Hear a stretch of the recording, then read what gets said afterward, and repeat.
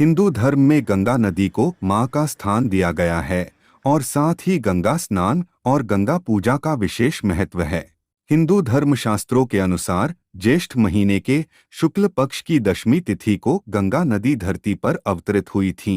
इसी कारण इस दिन गंगा दशहरा का पर्व मनाया जाता है।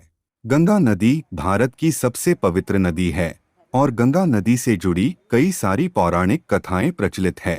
इस वीडियो में हम गंगा नदी से जुड़ी उस कथा के बारे में जानेंगे जिस कथा के अनुसार मां गंगा ने अपनी ही 7 संतानों की नदी में बहाकर हत्या कर दी थी। जी हाँ साथियों, और इतना ही नहीं, गंगा नदी को दिए एक वचन के कारण इन संतानों के पिता राजा शांतनु बेबस होकर यह सब देखते रहे और कुछ नहीं कर पाए।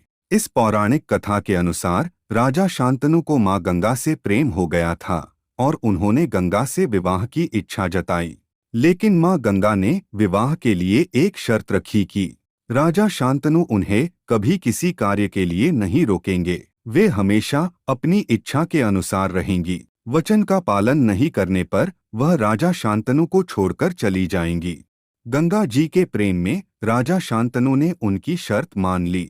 लेकिन जब विवाह के बाद मां गंगा गर्भवती हुई और पुत्र को जन्म दिया तो मां गंगा ने अपने नवजात शिशु को नदी में बहा दिया, जिससे उसकी मृत्यु हो गई। इस तरह एक एक करके मां गंगा ने अपनी ही 7 संतानों की हत्या कर दी।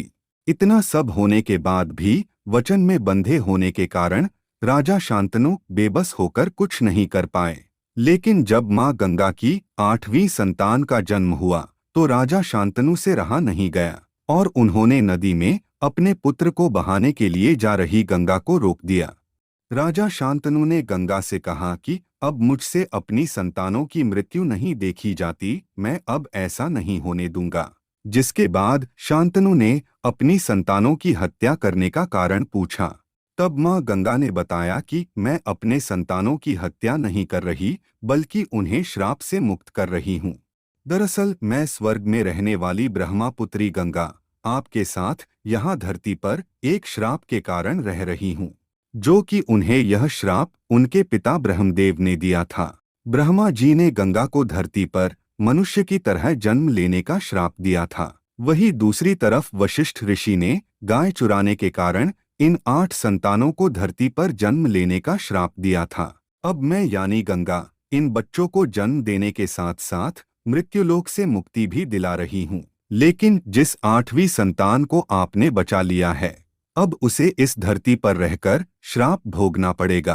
गंगा और शांतनु का यह 8वां पुत्र देवव्रत था, जो कि बाद में अपनी प्रतिज्ञा के कारण भीष्म पितामह कहलाए। जैसा कि हम सभी जानते हैं कि भीष्म पितामह को अपने जीवन काल में कोई सांसारिक सुख नहीं मिला, उल्टा उन्हें जीवन भर और आखिरी सांस तक कई कष्ट उठाने पड़े।